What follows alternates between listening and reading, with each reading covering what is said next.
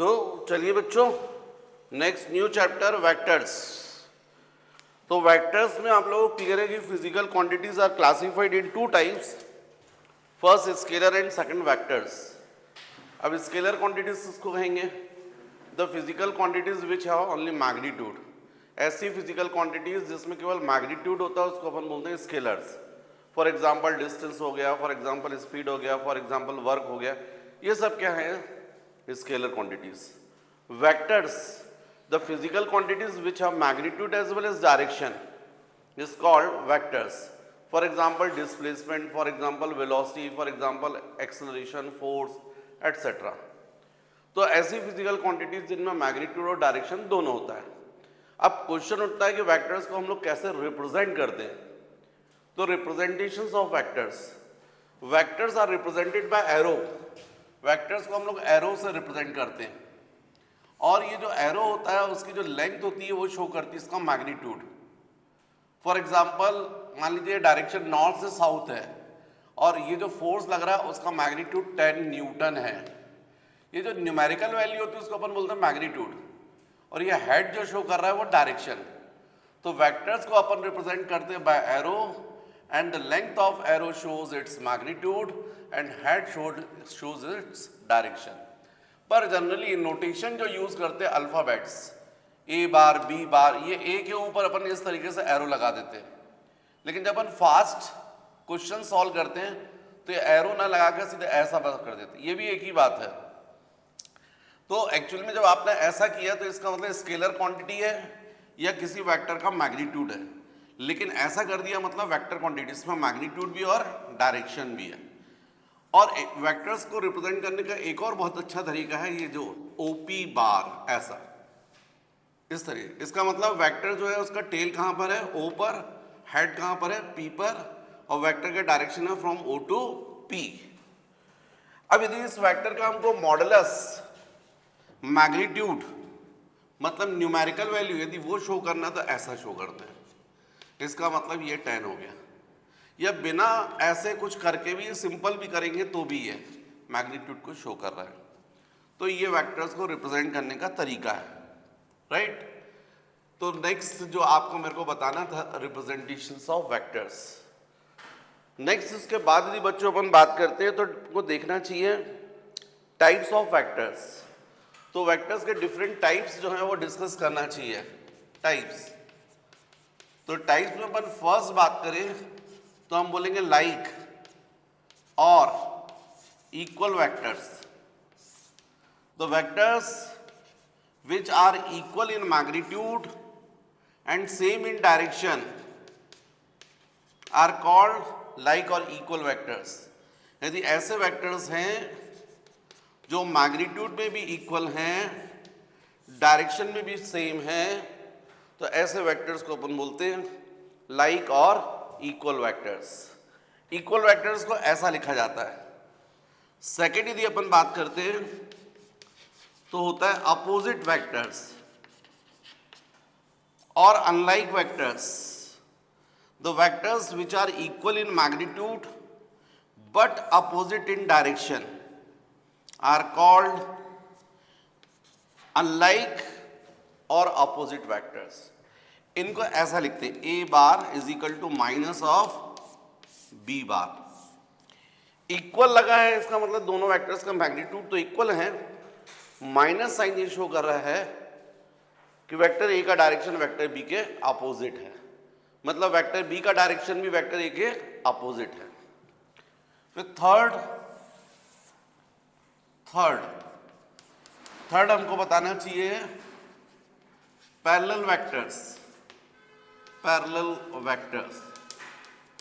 The vectors which are parallel are called parallel vectors। तो फिर आपके दिमाग में बात आती होगी कि सर ये लाइक वेक्टर्स और इक्वल वेक्टर्स भी तो पैरेलल हैं या अपोजिट वेक्टर्स भी तो पैरेलल हैं। बिल्कुल सही बोल रहे हैं आप, ये पैरेलल वेक्टर्स हैं। हर equal vectors like vectors parallel होगा, हर अपोजिट वेक्टर भी पैरेलल वेक्टर होगा, लेकिन सब पैरेलल वेक्टर्स लाइक वेक्टर हों या अपोजिट वेक्टर हो ये जरूरी नहीं है। मैग्नीट्यूड में ये डिफरेंट होगा तो नहीं होगा, लेकिन ये तो पैरेलल होंगे, ये तो कंपलसरी है। अब जैसे ये बी बार है, यदि मान लीजिए इसका मैग्नीट्यूड जस्ट डबल है, डायरेक्शन सेम है, तो आप इसको लिखोगे B bar is equal to twice of A bar. ऐसा लिखा है, इसका मतलब है कि ये दोनों वेक्टर्स जो हैं वो पैरेलल हैं।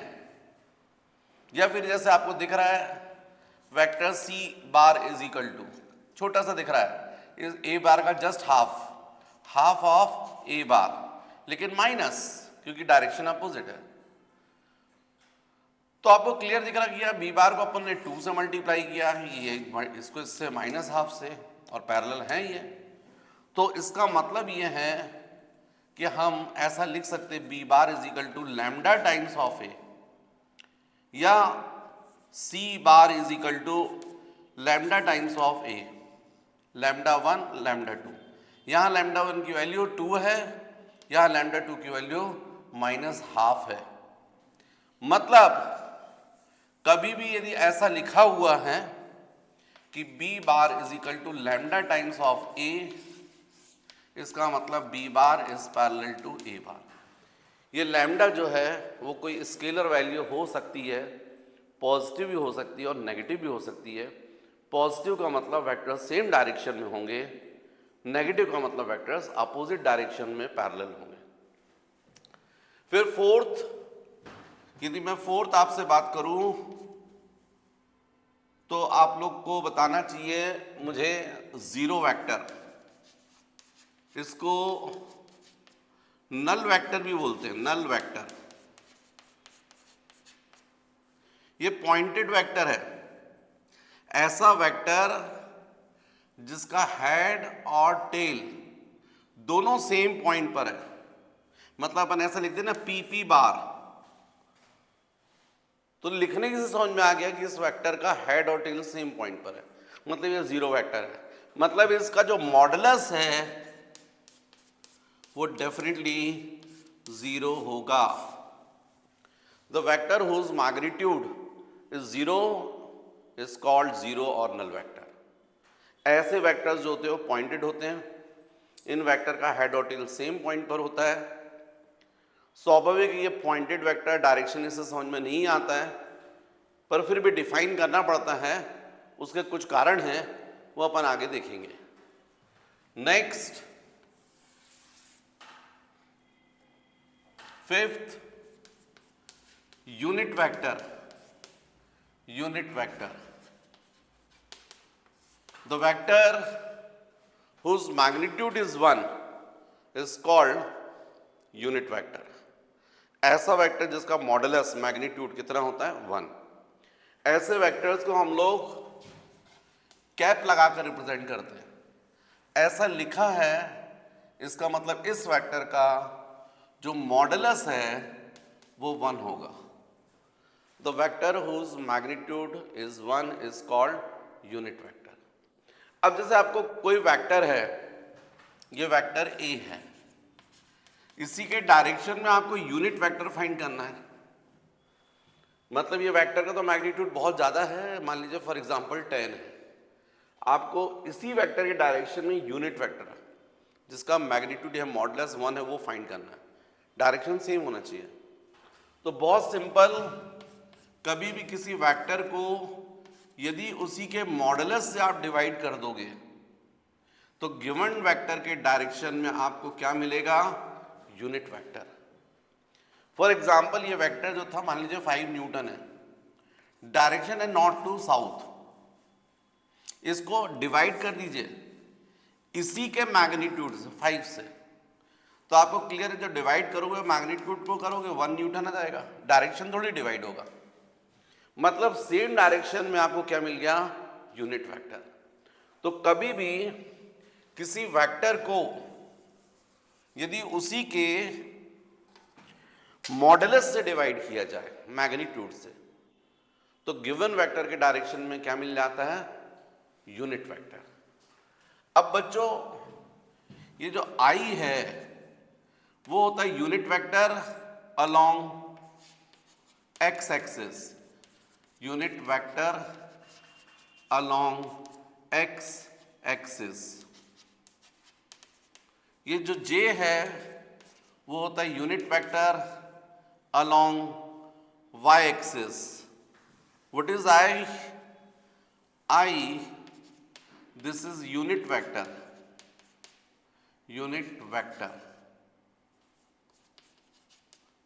along x axis. What is J? Unit vector along y axis. What is K? Unit vector along z axis. ऐसा हमने क्यों बोला? क्या है कि आपने मान लीजिए किसी बॉडी के ऊपर 3 न्यूटन फोर्स अप्लाई किया अलोंग एक्स एक्सिस, तो आप बोल सकते हैं पूरा पूरा apply 3 Newton force along x axis. या फिर यदि आपको वेक्टर्स समझ में आता है तो केवल इतना लिख दीजिए 3i force F is equal to 3i। इससे एकदम क्लियर हो गया आपको, क्योंकि i का मैग्नीट्यूड आपको पता है 1, 3 इंटू 1 3, मतलब 3 न्यूटन फोर्स है। किस डायरेक्शन में? तो I बोलने समझ में आ गया अलोंग एक्स एक्सिस, मतलब ये वेक्टर क्वांटिटी है। 4J मतलब 4 Newton along y axis, 7K 7 Newton along z axis. तो कभी भी वेक्टर्स को जो है अपन देखेंगे धीरे धीरे I, J और K से रिप्रेजेंट करते हैं। यदि कोई क्वांटिटी आप शो कर रहे हैं I, J और K के टर्म्स में, मतलब डेफिनेटली वो वेक्टर क्वांटिटी है। फिर नेक्स्ट बच्चों, यूनिट वेक्टर के बाद मुझे आपको बताना चाहिए पोजीशन वेक्टर। पोजीशन वेक्टर कभी भी किसी पॉइंट की जो पोजीशन है वो लोकेट करने के 3 मेथड्स हैं। एक कार्टेशियन मेथड, एक पोलर मेथड और तीसरा है वेक्टर मेथड। कार्टेशियन मेथड में आप कोऑर्डिनेट्स बताते हैं। जैसे मान लीजिए आपने बोला किसी पॉइंट के कोऑर्डिनेट 2 3, तो आपको मालूम है 2 यूनिट चलना पड़ेगा अलोंग एक्स एक्सिस और 3 यूनिट चलना पड़ेगा अलोंग वाई एक्सिस, तो उस पॉइंट तक पहुंच जाएंगे आप। आपको इससे पोजीशन पता चल रही है। सेकंड मेथड होता है पोलर मेथड। इसमें आपको इस तरीके से कोऑर्डिनेट बताए जाते हैं 30 डिग्री 5 यूनिट्स, मतलब एक्स एक्सिस से आपको एक लाइन ड्रॉ करना है जो कितने का एंगल बना रही है 30 डिग्री, और इस लाइन पे कितने यूनिट मूव करना है 5 यूनिट्स, तो उस पॉइंट तक पहुंच जाएंगे। और तीसरा मेथड है वेक्टर मेथड। इसमें हम लोग जो भी पॉइंट होता है उस पॉइंट को किससे ज्वाइन करते हैं? ओरिजिन से ज्वाइन कर देते हैं। तो जो वेक्टर होता है उसकी जो लेंथ होती है वो शो करती है इस पॉइंट P का ओरिजिन से डिस्टेंस, और हेड शो करता है डायरेक्शन। मतलब यदि मैं बोलूंगा OP bar, this is what? Position vector of point P। और यदि मैं ऐसा शो कर दूं तो ये कहलाएगा position vector of point Q, OQ बार। इसको हम लोग यहां पर यदि ग्राफ पर बना दें, वेक्टर के फॉर्म में शो कर दें 6 पोजीशन वेक्टर, तो इसका मतलब ये होगा ये P और ये Q, तो ये P और ये Q, ये O तो ये OP बार, ये OQ बार। OP बार इसको मैं R1 बार भी लिख सकता हूं, OQ बार इसको मैं R2 बार भी लिख सकता हूं। तो OP बार मतलब R1 bar, and this is called position vector of point P, position vector of point P। और OQ bar, this is called position vector of point Q। Next इसके बाद seventh displacement vector, displacement vector, displacement vector. The vector which shows the displacement of any particle from one point to another point is called displacement vector of the given particle। मान लीजिए कोई particle move कर रहा है point P से Q ऐसा, तो इस PQ बार को आप बोलोगे जो भी पार्टिकल मूव कर रहा था उसका डिस्प्लेसमेंट वेक्टर। जो पार्टिकल P से Q पर मूव कर रहा है उसके लिए क्या बोलोगे? Displacement vector.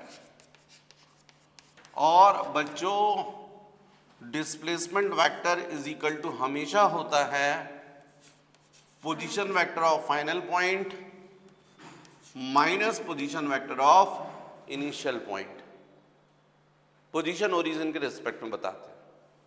मतलब इसी को हम लोग लिख सकते हैं, यदि R1 है या R2 है तो PQ को हम लोग लिख सकते हैं R2 बार माइनस R1 बार।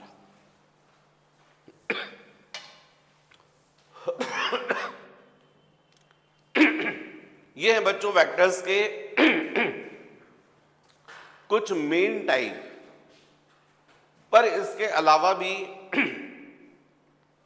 कोलिनियर वेक्टर एक और टाइप है। एट्थ कोलिनियर वेक्टर्स, नेम से समझ में आ रहा है, the vectors which lies in the same line are called collinear vectors. ऐसे वेक्टर्स जो सेवेंथ के बाद एट्थ कोलिनियर, जो किसमें हो? एक ही लाइन में है, ए बार बी बार सी बार। ऐसे वेक्टर्स को हम लोग बोलेंगे कोलिनियर वेक्टर्स। फिर next coplanar vectors, the vectors which lies in the same plane are called coplanar vectors। इस वक्त बोर्ड पर जितने वेक्टर्स बने हैं सब कोप्लेनर हैं क्योंकि सब वर्टिकल प्लेन में है। आपको दिख रहा है ये वेक्टर, ये वेक्टर्स, ये वेक्टर्स, ये वेक्टर्स, जितने आपको यहाँ पर वेक्टर्स बने हैं सब R1, R2, R2 minus R2 सब कौन से वेक्टर्स है? Coplanar. The vectors which lies in the same plane। ये हो गया ninth. Tenth co-initial vectors, the vectors which starts from the same point is called co-initial vectors। यदि यहां पर आप देखें तो OP और OQ को भी आप co-initial vectors बोलेंगे, दोनों ओरिजिन से स्टार्ट हो रहे हैं। पर यदि मान लीजिए यहां पर ऐसा डायग्राम बना, ये R1 बार और ये R2 बार, इनको भी आप क्या बोलेंगे? को इनिशियल, क्योंकि इनका स्टार्टिंग पॉइंट ये है। तो ऐसे वेक्टर्स जो सेम पॉइंट से स्टार्ट होंगे उनको हम बोलेंगे को इनिशियल वेक्टर्स। राइट, जल्दी से कॉपी कर लीजिए। तो बच्चों स्केलर्स में तो अपन सब करते हैं, एडिशन, सब्ट्रैक्शन, मल्टीप्लिकेशन, डिवीजन सब करते हैं, डिवाइड करते हैं। वेक्टर्स में जो है वो केवल अपन तीन चीजें करते हैं, एडिशन, सब्ट्रैक्शन और मल्टीप्लिकेशन। तो अब क्वेश्चन उठता है कि वेक्टर्स में अपन एडिशन कैसे करते हैं। तो वेक्टर्स में ऐड करने का जो तरीका है उसमें से फर्स्ट होती है जिसको अपन बोलते हैं triangle method. Triangle method for addition of vectors. इस मेथड में जैसे ये वेक्टर A है और इसमें यदि ये सेकंड वेक्टर B को आपको ऐड करना है तो आपको फर्स्ट वेक्टर जो है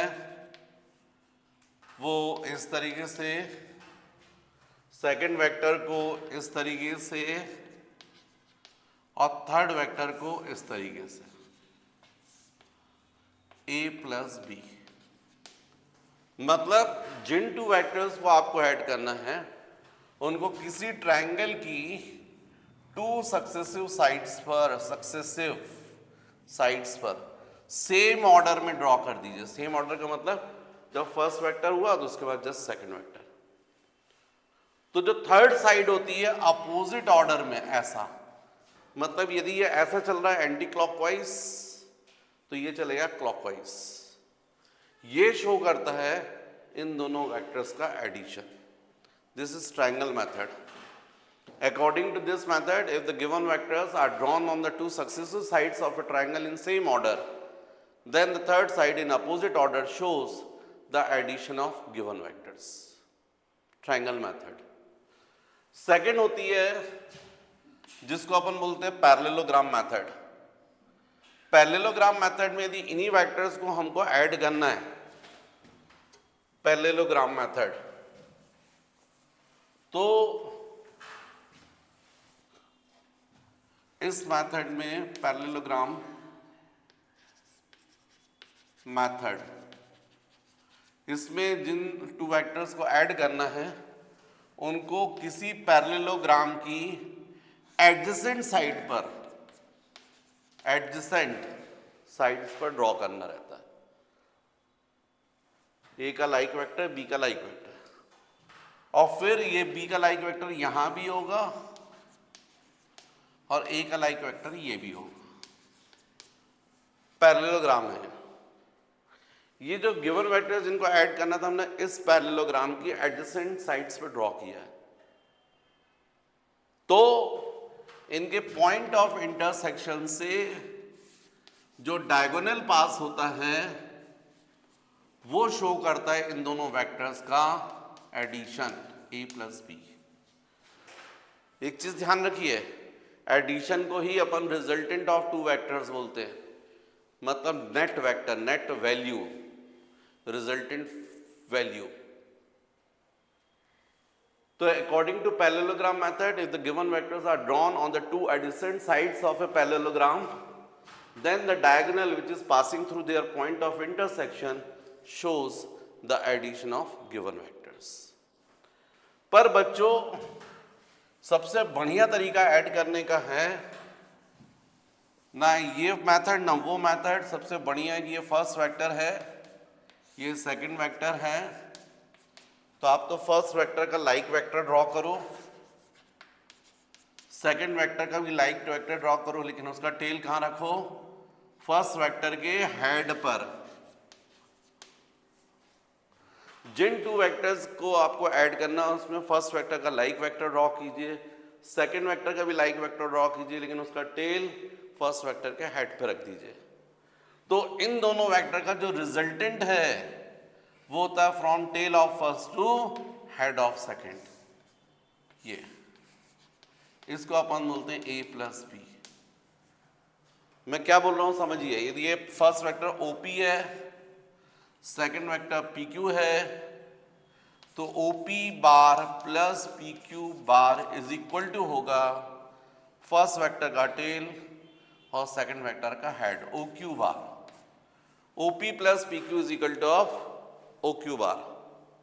ये इसका मतलब ये हुआ कि यदि मान लीजिए कोई बॉडी है, उस पर एक वेक्टर फोर्स ऐसा लग रहा है, सेकंड बॉडी से फोर्स ऐसा लग रहा है। अब आपसे क्वेश्चन किया जाए कि बताओ बॉडी ए के डायरेक्शन में जाएगी या बी के, तो आपका आंसर होना चाहिए ना तो ए के डायरेक्शन में जाएगी ना तो बी के, तो कहां जाएगी? जहां इन दोनों का रिजल्टेंट होगा, ये रिजल्टेंट। और आप देखिए ये इससे मैच कर रहा है, मतलब एडिशन को ही हम लोग क्या बोलते हैं? टू वेक्टर्स का रिजल्टेंट। अब एडिशन ऑफ वेक्टर्स जो है वो फॉलो करता है कॉम्यूटेटिव लॉ, मतलब A bar plus B bar is equal to B bar plus A bar.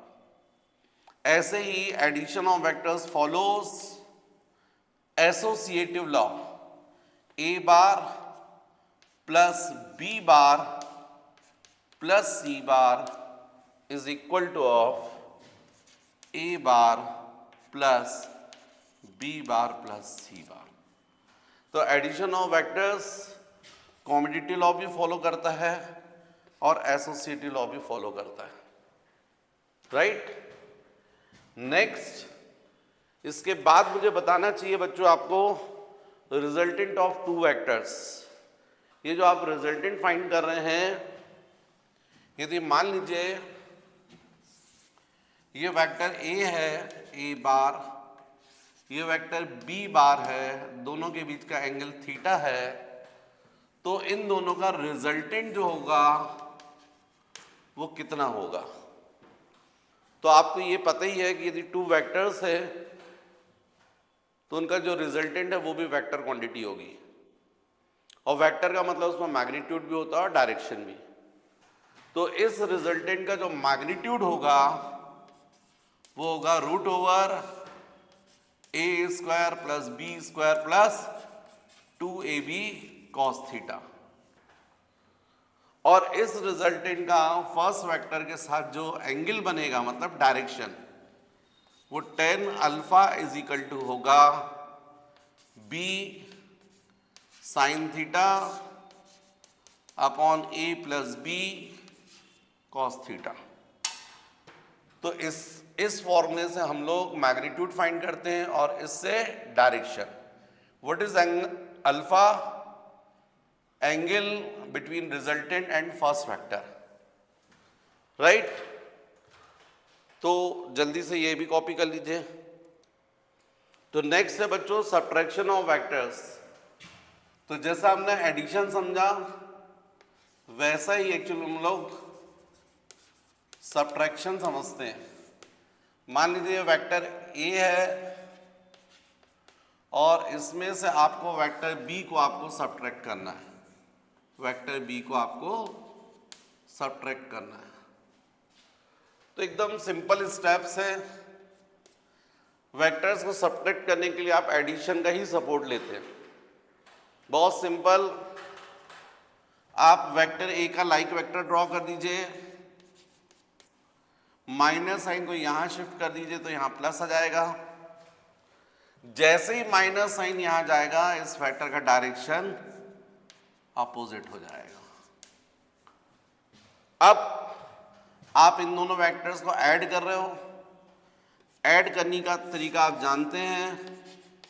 First vector का लाइक वेक्टर ड्रॉ करना है, सेकंड वेक्टर का भी लाइक वेक्टर ड्रॉ करना है, और उसका टेल कहां रखना है? फर्स्ट वेक्टर के हेड पर। इसको क्या बोलोगे? Minus of B.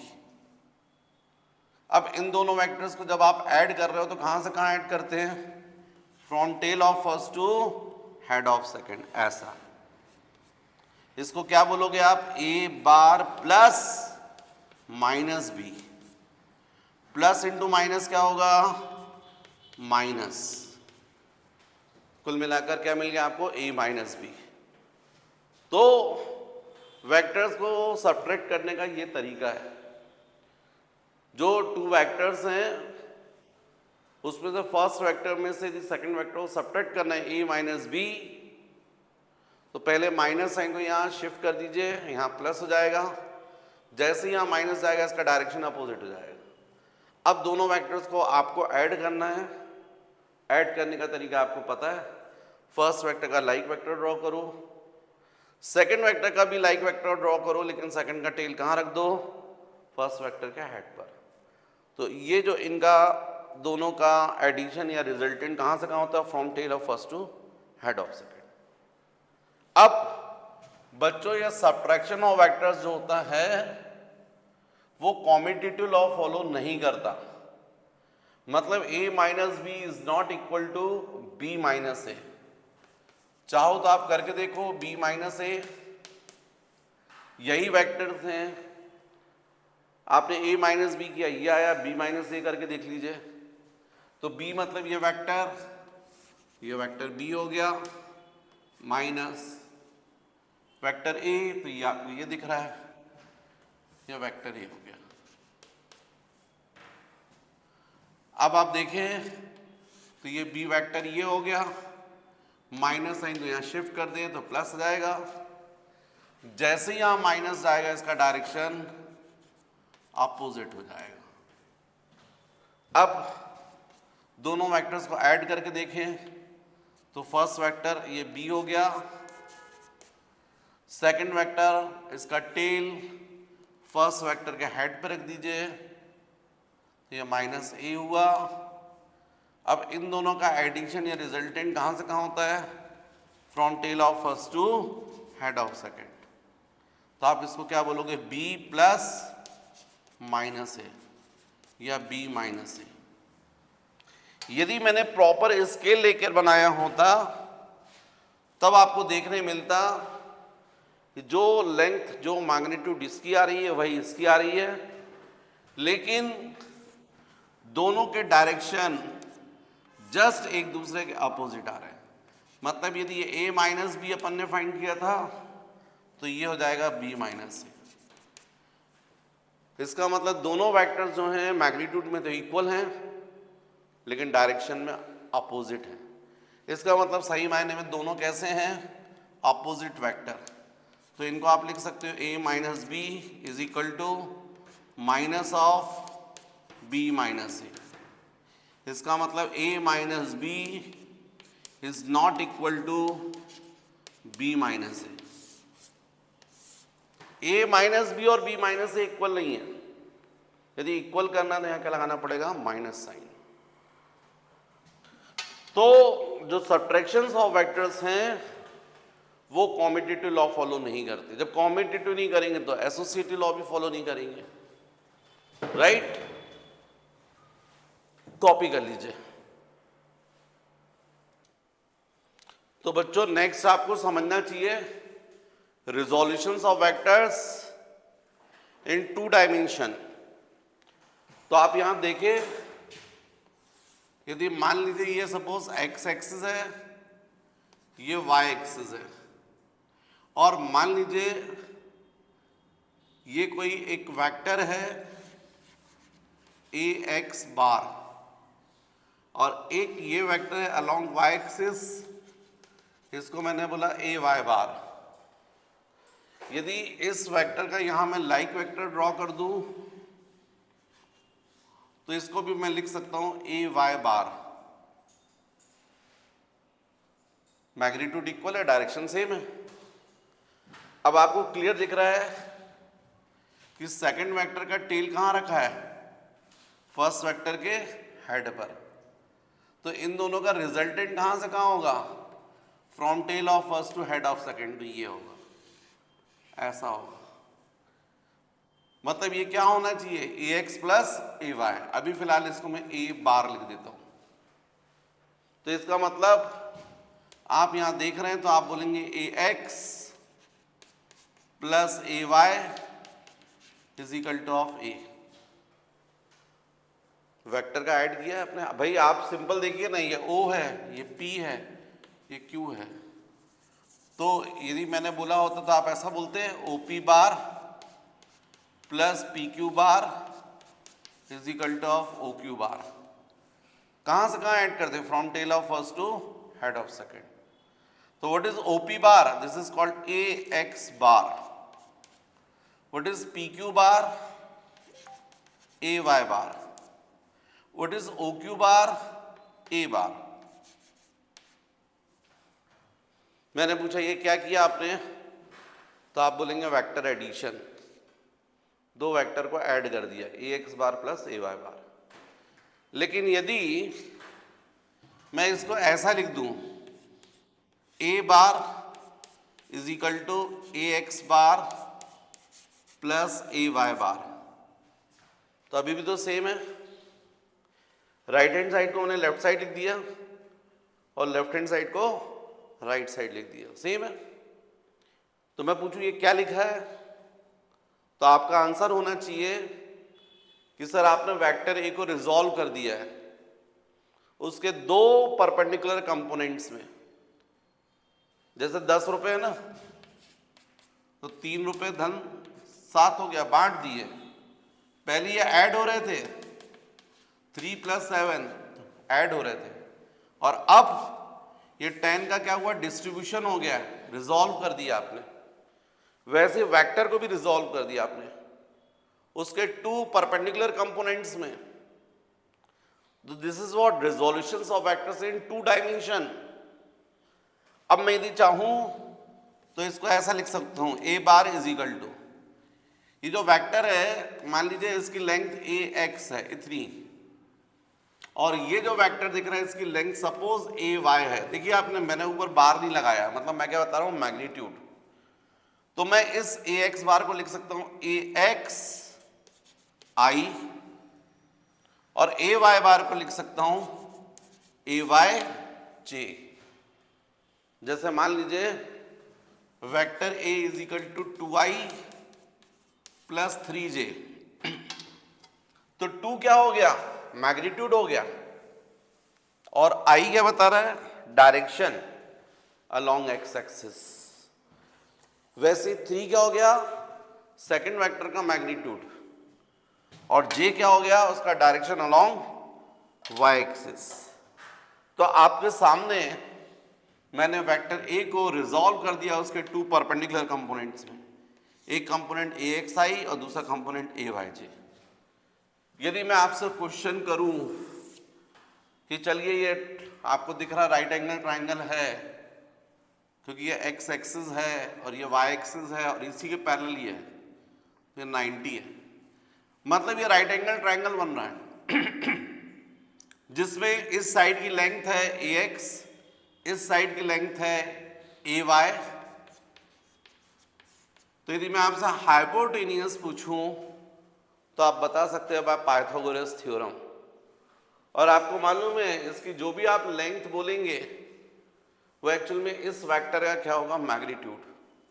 मतलब आप बोल सकते हैं mod of A is equal to root over A X square plus A Y square. मतलब यदि आपको ऐसा वेक्टर दे दिया जाए और मैग्नीट्यूड पूछा जाए तो आप ऐसे निकालोगे, जैसे ये वेक्टर है, यदि मैं इसी वेक्टर का मॉडुलस पूछूंगा मैग्नीट्यूड, तो आप बोलोगे root over 2 square plus 3 square. इसको सॉल्व कर लोगे तो गिवन वेक्टर का क्या आ जाएगा, मैग्नीट्यूड। अब मेरा क्वेश्चन है आपसे कि इसी वेक्टर के डायरेक्शन में यदि मैं आपसे यूनिट वेक्टर पूछूं तो आप क्या करोगे, यूनिट वेक्टर के लिए गिवन वेक्टर को डिवाइड कर दोगे उसी के मॉडुलस से।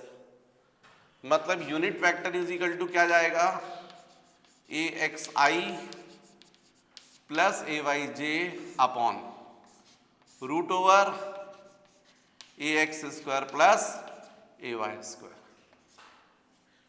यूनिट वेक्टर फाइंड कर लिया, गिवन वेक्टर के डायरेक्शन में क्या निकल आया, यूनिट वेक्टर। यदि मैं इसी वेक्टर का एक्स एक्सिस से जो एंगल बन रहा है ये थीटा, ये पूछूं आपसे तो आप बोलोगे tan theta is equal to perpendicular upon base, मतलब आप लोगे A Y upon A X. तो थीटा इज इक्वल टू क्या जाएगा, tan inverse A Y upon A X.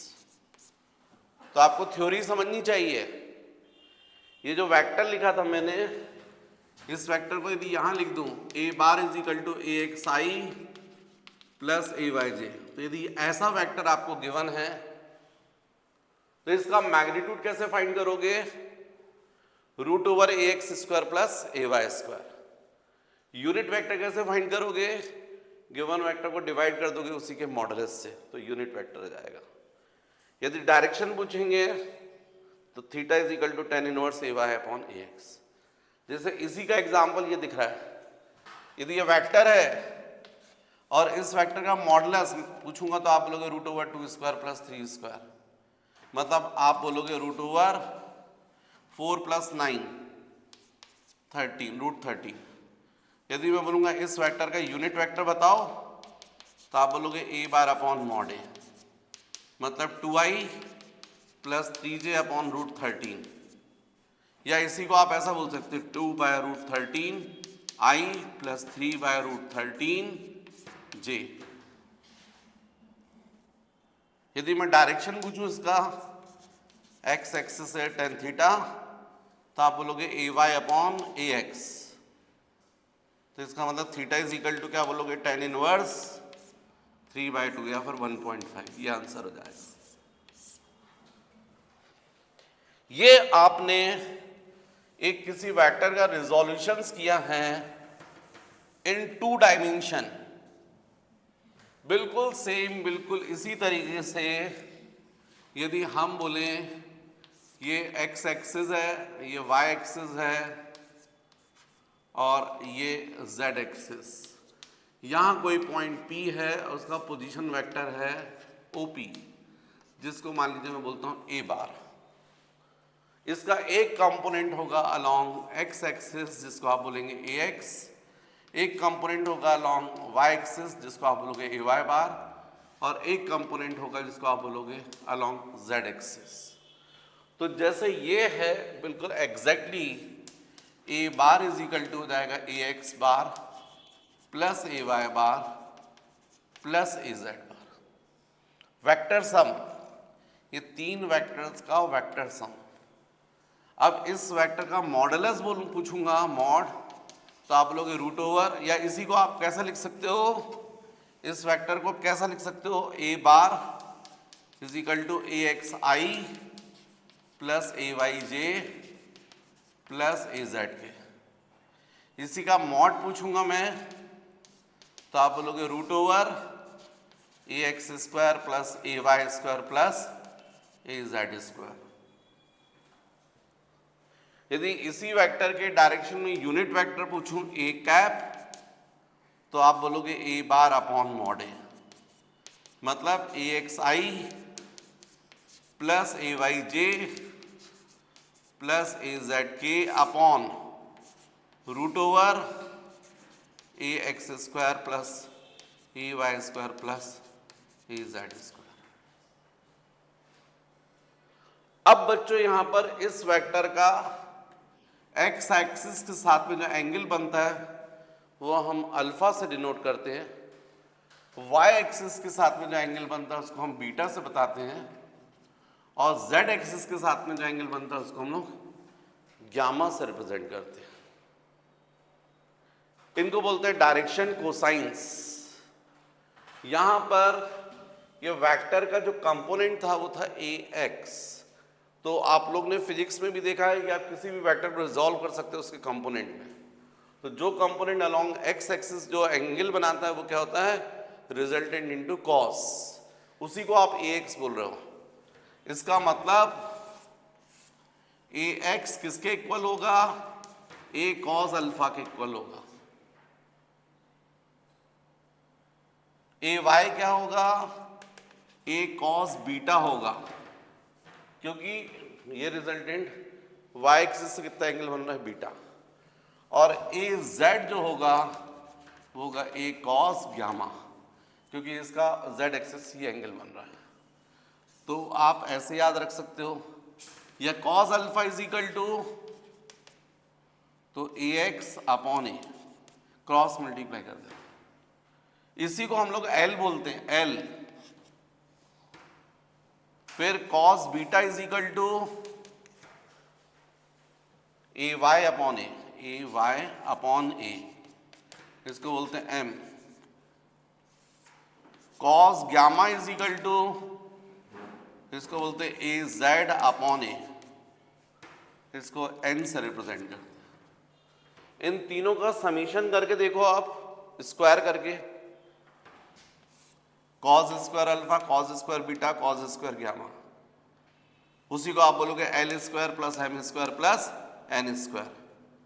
तो cos square alpha plus cos square beta plus cos square gamma is equal to,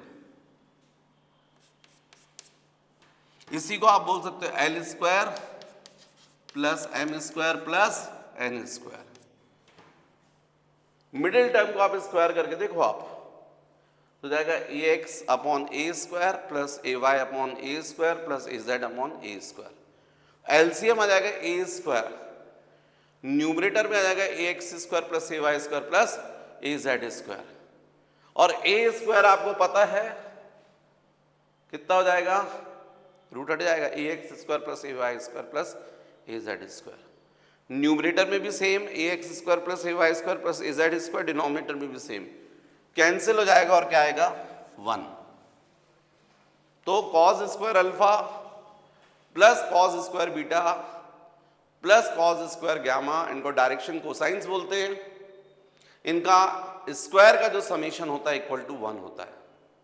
मैंने आपको समझाया कि A X is equal to होता है A cos alpha, A Y is equal to A cos beta, A X is equal to A cos gamma, या cos alpha is equal to A X upon A, cos beta is equal to A Y upon A, या cos gamma is equal to A Z upon A. जल्दी से copy कर लीजिए।